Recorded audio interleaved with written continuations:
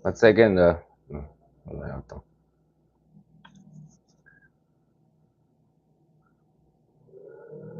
Ay, 1 second. Kulang ng internet natin dito.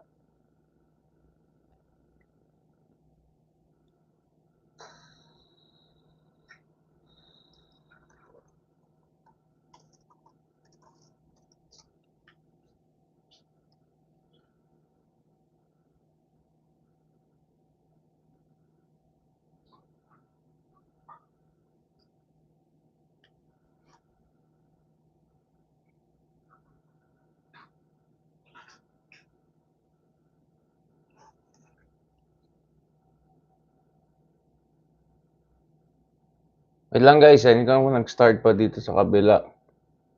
Ano ba nangyari? Ay na ba yung internet natin? Diyan!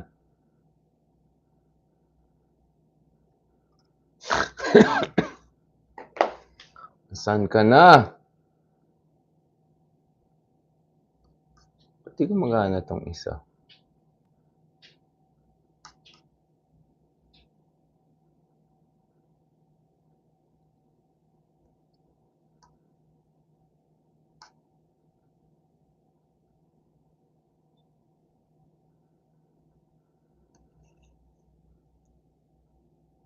Kumusta kayo dyan mga kameta? Wait lang ha. Inaayos ko pa tong isang kabila.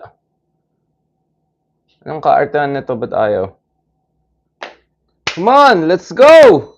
We need the internet! Bakit di ko magkano? Ano nangyari dito? Ayaw mag-load. Nakita niyo ba ako sa Facebook, mga kameta? Nakita niyo ba ako sa Facebook? Ba't di siya lumalabas? Anong... Nasabota yata ako nito ah. Okay. Gets. Hindi ko pala pinasok. Sorry. Hindi, pinasok ko to eh.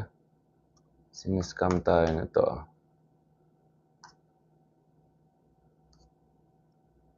Ayan. Ano nangyari?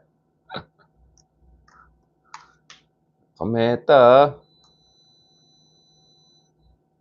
Yay. Ulitin natin.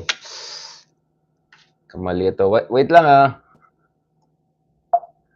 Nagkagulo-gulo itong... Ayan kasi. Wait lang.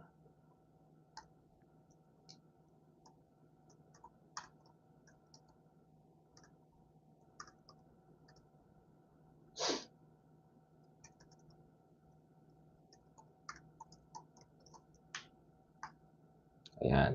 Ulitin natin ah. Pasensya na mga kameta ah. Hindi ko nangyari dito.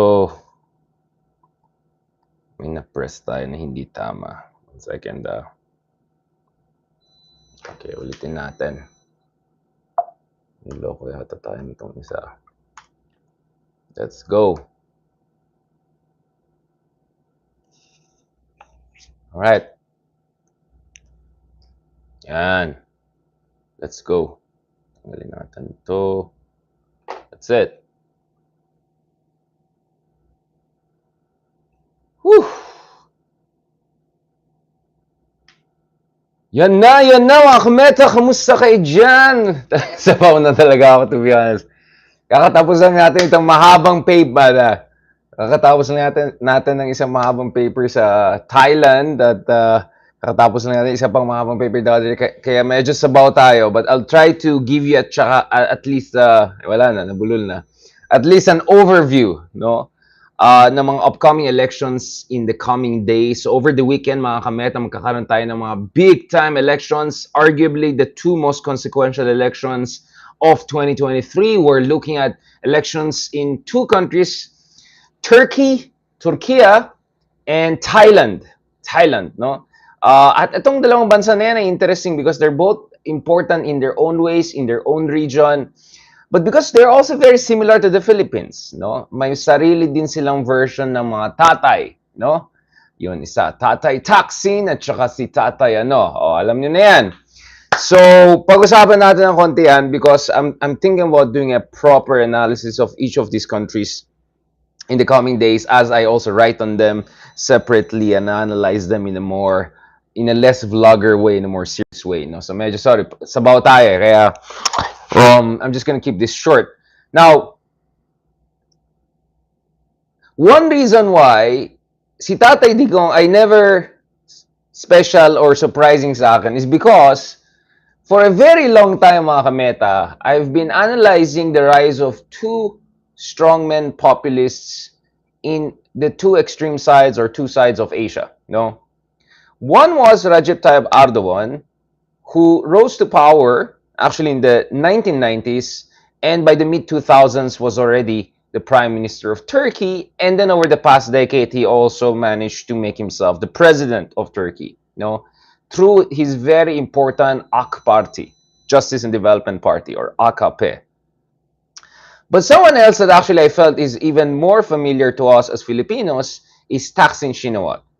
And Thaksin Shinawatra is an interesting figure because he's oligarch and at the same time strongman populist, and then at some points he's also kind of a so may Arab, may Villar, may Binay, may Tatay Digong. There are all of those elements rolled into one as far as Thaksin is concerned. Very interesting figure. So someone who's entrepreneur, very successful entrepreneur. So there's an aspect of say Manny V when he ran for elections back in 2010, and then there's the aspect of kind of a man of the people, populist. So there's kind of an Arab Binay aspect to him, but he was also a strongman populist. Especially we'll discuss his drug war, which made him, in my opinion, very similar, very similar to Tatay Digong. No, in fact, it's the opposite way because Tatay Digong became Tatay Digong as we know him, the kind of president of the Philippines, a consequential figure, way after these two other gentlemen, Erdogan and Thaksin, were already well entrenched in the politics of their countries. No, now, similar tayong lahat because actually my term for all our countries is what I call emerging market democracies. No, we are all countries that have had experienced relatively above average growth rates in recent memory, uh, and also we have had relatively competitive elections in recent memory. So there's a democratic mandate that goes with rapid economic growth. But in all of our countries, we also see really the retreat or assault market populism, the revolt. So here, dinidiscuss ko lahat yan. So you'll see I discuss India, Indonesia, Turkey, Thailand, of course, is very important because Thaksin Shinawatra also had a lot to say and a lot to gain during the Asian financial crisis in terms of his not only his political career, but what some would also say his businesses. No, again, we need a different podcast on that or proper discussion on that, mga kameta.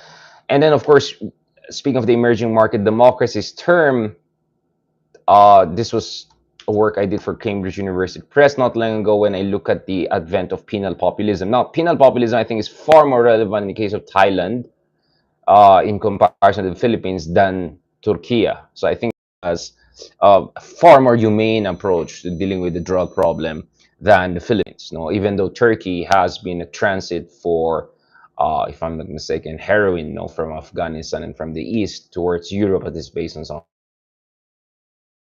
of the studies and all. But Turkey never adopted the kind of brutal, extrajudicial killing driven approach to drugs. But we saw that in Thailand, which I'll discuss very shortly. So ito yung mga works natin throughout the year. So hindi lang tayo nagpapakyut ngayon, na hindi lang yung ngayon lang na feel ko na pag-usapan ito. No. I've been writing on these things from a scholarly standpoint for quite some time. And personally, I've been fascinated with the rise of these figures for quite some time. Fascinated not in terms of a fanboy way, but fascinated with how fragile democracies are and fascinated with how people seem to just fall on, atavistic instincts whenever there's any inkling of uncertainty. Now, and fascinated also by the fact of how similar our countries are actually. These different countries I'm discussing. Now, ibang usapan na si Modi or Jokowi. We need to have a different conversation on that. Modi itself, India itself, is another completely different topic. It's a huge topic I want to approach. Now, speaking of Thaksin, for instance, the reason why I said he's very familiar to us Filipinos, unfortunately, is that his war on drugs, which allegedly also claimed thousands of lives, is something that is eerily familiar if you look at the Tatay version of war on drugs. In fact, one would suspect that Tatay approach to war on drugs may have been inspired by the Thaksin approach to war on drugs. So this is an article by Bangkok Post a decade ago. Talked about, I mean, almost exactly a decade ago, which talked about Thaksin's war on drugs as a crime against humanity. And the term of crimes against humanity should be very familiar to us because that's also one of the cases that was being considered against the former president in the Philippines as far as the International Criminal Court is concerned. Now, I'm not sure Thaksin was brought to the ICC or there's an ICC case against him. I don't think so. But if you talk to people who already are very familiar with Thai politics and what Thaksin was doing in terms of dealing with the war on drugs, here, there's really an eerie level of familiarity there and echoes there.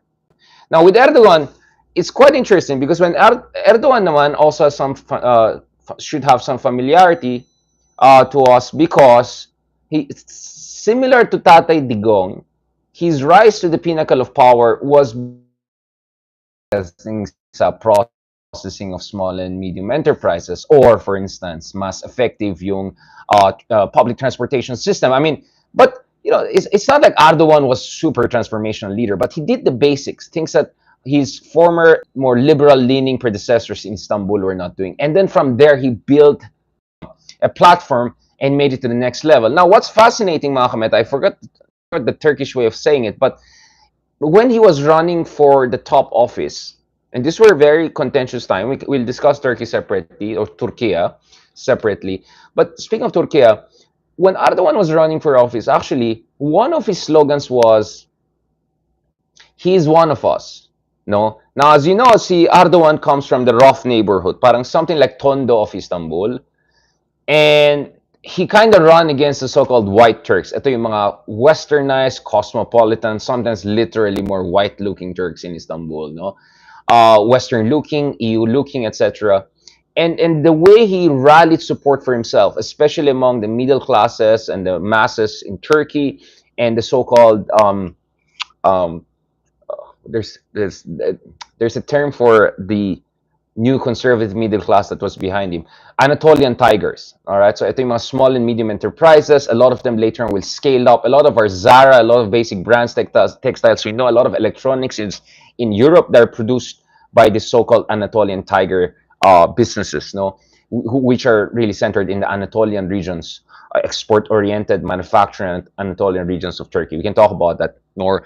Now, I'm discussing this a lot because actually I gave a book talk about Duterte in Istanbul a few years ago with folks at the Koç University, and we had many fascinating discussions, including also the troll culture that both sides share. No, and some of the academics I met there actually were also big victims of trolling, big time victims of trolling. So many interesting things. But he's one of us, very similar siya dun sa Aten to Pre. So I don't know kung may involvement ng Cambridge Analytica, baka yung Cambridge Analytica may natuto dun sa campaign ni Erdogan. I don't know. But let's see. That's a very interesting similarity I saw. Like, he's one of us, Aten to Pre, yung campaign ni Tatay, parang, very, very similar, no? All right. No, but as I say, when it comes to policy, I see far more similarity in terms of controversial policy when it comes, if you look at the Thaksin war on drugs, which the Bangkok Post actually characterized crimes against humanity, because we're talking about thousands of lives potentially lost there. No, this was a very serious issue. Now, speaking of Thailand and Turkey, of course, in both countries, we have a very, very competitive elections, but competitive in different ways. The one in Turkey is competitive in a more, let's say, conventional sense of the word. So in Turkey, it's really down to two figures, right? So you have Recep Tayyip Erdogan on one hand, but on the other hand, you have the leader of the opposition, no? I have to, let me get I want to check the latest polls. Kasi actually, based on some polls, the opposition is ahead. And what's interesting here is that the opposition only fielded one primary candidate. So it's not like 5, 6, 7 running against BBM or something like that. No, no, no. There's really only one primary candidate that half a dozen opposition groups had to come together and to elect. And yun yung parati ko sinasabi, mga kameta. Yun yung kulang sa ating Pilipinas. Walang coalition-based politics. Tapos minsan makikita mo yung mga opposition, sabay-sabay sila tumatakbo, tapos against each other pa sila. So you have this even accusations of some of them being, like just, like a kunyari fake opposition, but actually a front or kind of helping the other one. So it's Kemal Kılıçdaroğlu. Okay, I had to get the Turkish accent correctly. So Kemal Kılıçdaroğlu. So this is from the CHP party. This is the party that kind of goes back to their to Atatürk, the interesting setup that we're seeing here. No, all right. So Kılıçdaroğlu, I think he was a former finance minister and also has a background in economics. He's kind of like their Lenny, right? Like economist background, super nice, right? Super offensive, sobrang mabait, tapos love, love, love, tingnan mo yan. In fact, remember, dun sa podcast natin, nakausap natin isa sa mga Lenin, yung mga insiders sa campaign Lenin. Di ba? Sabi nila yung radical love, sa Turkey yan. Right? So, Kılıçdaroğlu, in many ways, kinda is that kind of love, love, love, radical love candidate. Except, there's a big difference. There's a big difference. He's the candidate of united opposition, not just kakamping opposition or something like that. And that's why he has a very good chance of winning this. Not to mention Erdogan has been in power for quite some time. He doesn't have the kind of vigor and momentum he has had. But there's still big questions about whether Erdogan is really defeatable, because there's also a question whether he'll accept any defeat down the road. And we saw time and again that Erdogan was able to mobilize his supporters. Again, we can have a separate vlog on this, but to cut the story short, Erdogan is a survival, literally survival of a coup in 2016 that almost killed him, and also survival of multiple attempts by the military and the judiciary to go against him. The Ergenekon trial, the Supreme Court case against him, the so-called deep state. Mahabang usapan yan. But one reason why Turkey and Thailand are seen as political twins or siblings, they look very different as countries on the outside, but actually very similar. Both countries have a deep history of a politicized military and multiple coups. No? Thailand, Turkey. I'll just show this article that I think is very important.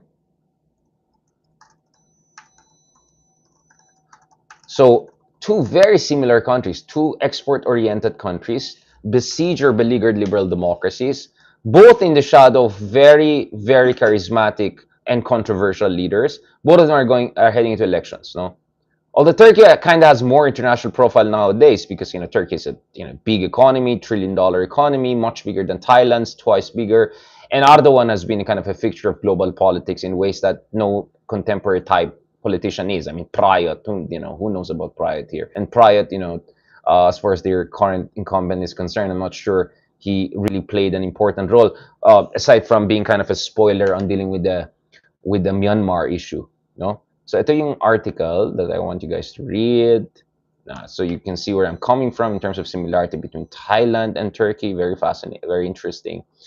Now, in the case of Turkey, it's really head-to-head, and it's pretty clear in a sense of, we should really watch out which of the two will win. In the case of Thailand, it's much more complicated because you're talking about parliamentary elections, and in case of Thailand, there are two ways to look at the elections. So on one hand, the elections is really about whether the Pheu Thai party, PTP, led by Thaksin, from behind the scenes through his daughter, is really the next one. So Thaksin Shinawatre's daughter is one of the top candidates to become the next prime minister, and the Pheu Thai party, the PTP party of Thaksin, is in a good position to win close to half of the parliamentary seats up for grabs. So we're looking at around 500 seats up for grabs, if I'm not mistaken. Constituent seats and party seats, no? Medyo separately. Constituent seats, I think 400, party seats 100, something like that. Now, Pheu Thai party wants to win around 310 seats in order to have the secure majority to form the next government.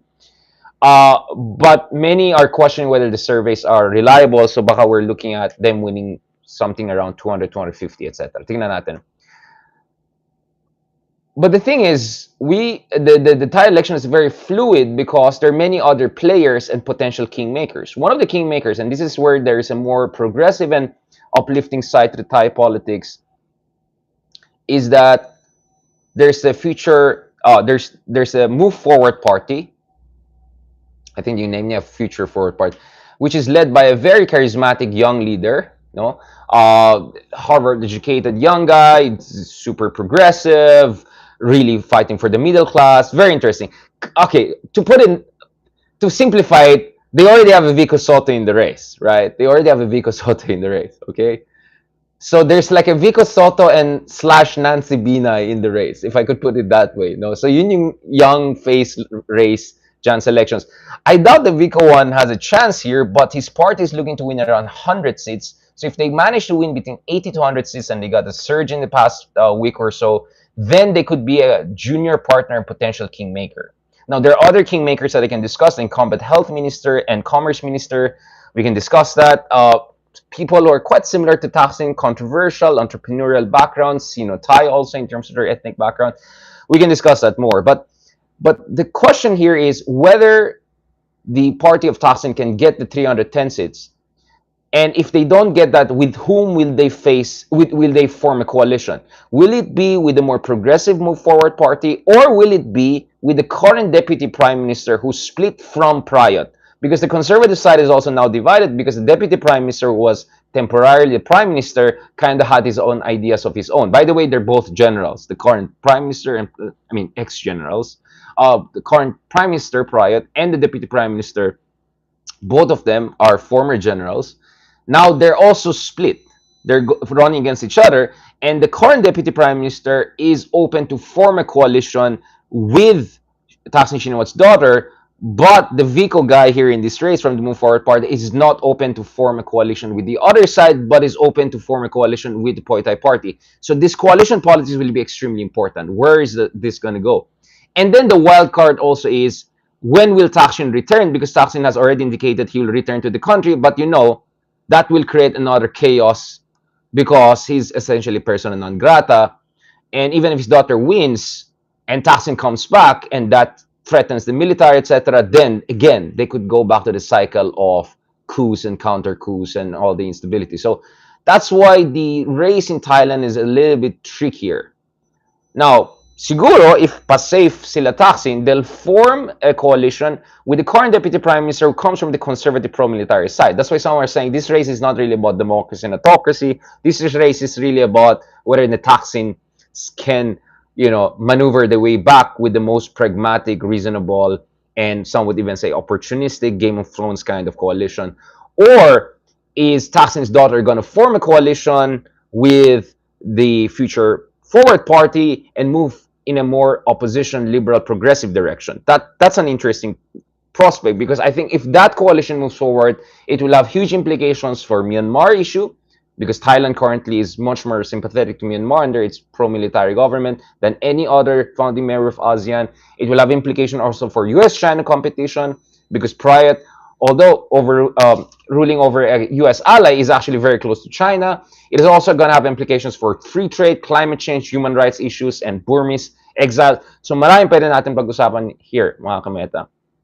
Anyway, what I'm trying to do here is this. Sana may paki kayo sa mga elections na nangyari na mahalaga sa mundo. Hindi lang sa elections sa Pilipinas or elections lang sa Amerika. Wala namang elections sa China. You know what I'm saying? The reason why is because, the reason is simple. Hindi tayo Norway, hindi tayo France, hindi tayo, New Zealand, alright? Wag tayong mag-ambisyon, alright? We're not there yet. We're far from that. But if we properly analyze what's happening in Thailand and Turkey, which I think are far more similar to us, then we can figure out how to push the Philippines in the right direction. That's precisely what, this comparative perspective is precisely why I never had any problem with understanding where Duterte is coming from, where the Duterte regime could go, and why I was totally unsurprised when Marcos won. In fact, I called it in last year, the 2021 November, that Marcos is going to win it. Because what's happening in the Philippines is actually not very unique, mga kameta. We could even argue that what's happening in the Philippines is what was happening in Thailand, 15, 20 years ago, right? And I also see many parallels between Turkish politics and the Philippine politics, despite the super the similarities on many, many other levels. If you have an understanding and appreciation of structural analysis, if you have a basic appreciation of proper comparative analysis, mga kameta, you will not have a hard time understanding Philippine politics. You will not force yourself into illusions about Philippine politics. You will understand Philippine politics on its own term, precisely because the Philippine politics is very similar in many significant ways to what's happening in Indonesia, India, Turkey, Thailand, so on and so forth. All of us are emerging markets, and all of us have beleaguered democracies or semi-democracies. And this is something that we have to keep in mind. Kaya ang ginagawa ko yung mga kameta is because I want you guys to develop a sense of appreciation of comparative analysis. It's fun to watch American elections. It's fun to watch who's up, who's down, what's the latest with Trump, what's the latest with all of those shenanigans there in the US policy. Okay, fine. I mean, US is big and important, given na yan. But, to be honest, hindi masyadong relevant US sa atin because ang layo ng political system nila sa atin compared to, let's say, Thailand or Turkey, or I would even say Indonesia and India are even more comparatively sensible for any analysis of the Philippines. As one Yale political scientist said, if you know only one country, you know no country. It's only when you know multiple countries quite intimately, that's where you can make proper comparative analysis. And yun po yung kultura na kulang sa atin. Ayoko maging mayabang, but to be honest, I saw very few so-called political analysts around who really bother to do proper political analysis. The few ones I know are very good friends of mine, and they tend to come from younger generation. Wait lang. Did I just forget the names? So I'm a horrible person. He doesn't kaka-message ko lang sa kanya yan. Let me recommend some good friends who do very good Philippine-Thailand comparative analysis. Not Turkey. I do more of the Turkey myself. But, I mean, sige na, in the meantime, that's one thing I like about Lelo is because he bothers to also do comparative analysis and he's open to comparative analysis. But we have wait lang. Nasaan na? Oh my God. Sa dami mga Thai names na nasa mind ko, and I had to get the Kirish Duruglu, the Turkish, medyo nawala yung mga Pinoy na pangalan sa akin. Wait lang. Kasi, hindi, kasi kaibigan ko to. I'll just send you their no, I have very good friends who are doing actually Thai-Philippine politics comparison. Please follow them on Twitter, and please, ayan na, wala na talaga. No, na-interview pa nga natin yung iba eh. Yeah, so anyway, in the meantime, sila lang muna isipin. No, but there are many younger Filipino political scientists who are doing a lot of comparative analysis. So I really, really appreciate that. And please lang, don't pull off this thing. You don't need to learn completely Turkish, Thai, or Arabic, whatever, to do some of this proper comparative analysis. To be honest, sometimes the problem with people who are too much specialists is that they lose perspective. They lack theoretical frameworks, no, or they don't appreciate generalization or reasonable sense of it, and they're so obsessed with their case study. That's why a lot of China experts, they get China so wrong. A lot of so-called China experts didn't see Xi Jinping coming. To be honest, I met a lot of them throughout the years, and the funny thing is, the more generalists saw Xi Jinping coming. Right? Those who don't have language proficiency expertise in China. Because when you're so invested in a case study, it tends to create blinders and biases. Now, when you're generalist, you look at common patterns, so it's easier for you to do forecasting. Now, hindi kayo naniniwala sa akin, basahin niyo yung book na Super Forecasters. It's a fantastic book about how foxes will always beat the hedgehog.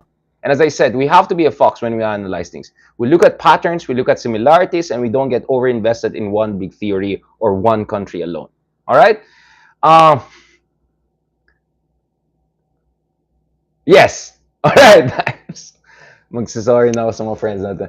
No, this is just the tip of, this is the classic tip of the tongue phenomenon. There are a number of names on the tip of my tongue. I want to say but anyway, I appreciate it. Thank you so much for listening. I know marami sa inyo sinasabi na paki ko sa mga ibang country na yan. Pilipinas lang isipin ko. But I'm telling you mga kameta, if you want to understand Philippines, you have to understand more than the Philippines alone. Or please lang, wag lang US. Malayo tayo sa US. All the Trump, tatay, all of that. Given na yan. But you know what I'm saying? US has institutions. We don't, in any real sense of the word. Thailand also doesn't have, when I say institution, I'm talking about rule of law. Thailand doesn't have that. Turkey doesn't have that. India doesn't have that. Indonesia doesn't have that, right? Complete rule of law. So that's what I'm saying, mga kameta. There are countries that we have to. They are the countries that we have to pay more attention to. All right, and yes, they have Tatay style politics just like us. No, actually, one top person I'll suggest is Cleve Arguelles, um, who I think is his PhD right now is focused on Philippine Thailand populism. Yeah, he's definitely one of the guys you have to watch.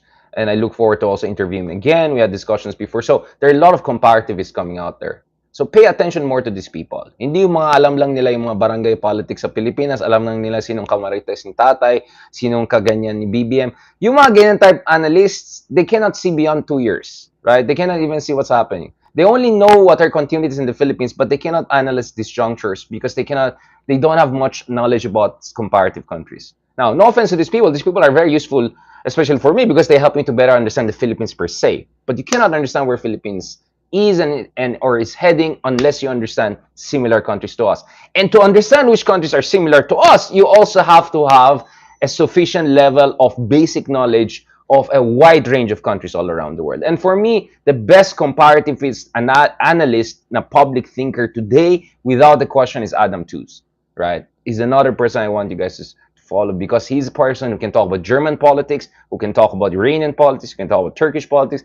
With, of course, he's more specialist on Germany, given Nan, but he knows just enough about multiple countries to make reasonable comparison and all. All right. So these are people I really suggest for you guys to check. Maraming salamat. Thank you very much, guys. And talk to you soon.